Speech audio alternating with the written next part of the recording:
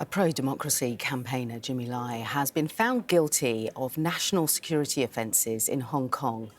The 78-year-old media tycoon is facing life in prison after being found guilty of inciting unrest against the government and then 2 counts of foreign collusion. He's expected to be sentenced early next year. The China critic and British citizen was arrested in August 2020 after China imposed a national security law. It was following massive anti-government protest in Hong Kong. Our Asia correspondent, Helen Ann Smith, is standing by for us in Hong Kong. So this guilty verdict then, Helen Ann?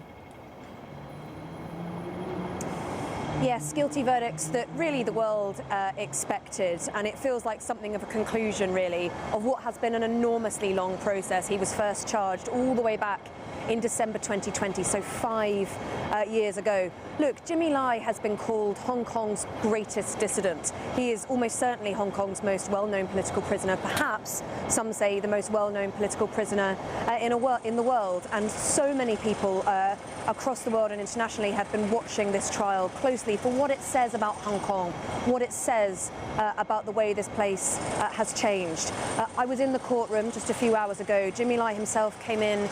He looked thin, he looked drained. He has reportedly been in solitary confinement for almost 5 years. He smiled and waved at his family, but there was a moment where he just looked really quite overcome by the emotion of it all.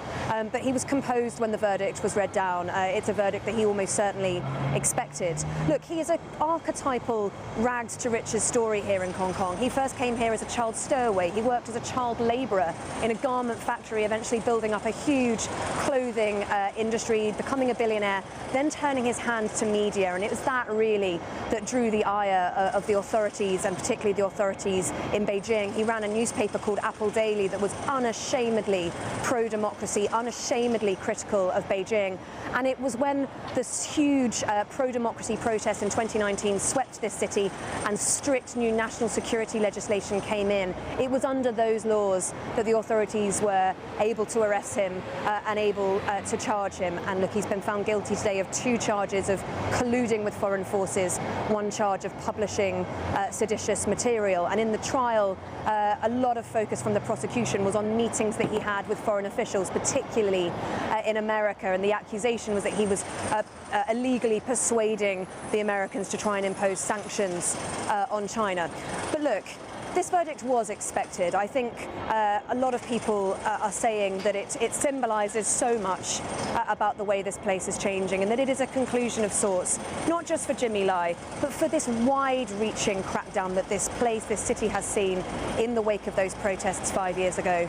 The crackdown on the freedom of speech, freedom of press, and so many who supported those causes feel deeply disheartened by what's happened today. But look, there's been very few protesters out here just a few years ago in Hong Kong. That would have been unthinkable. Just a sign of how much this place has changed.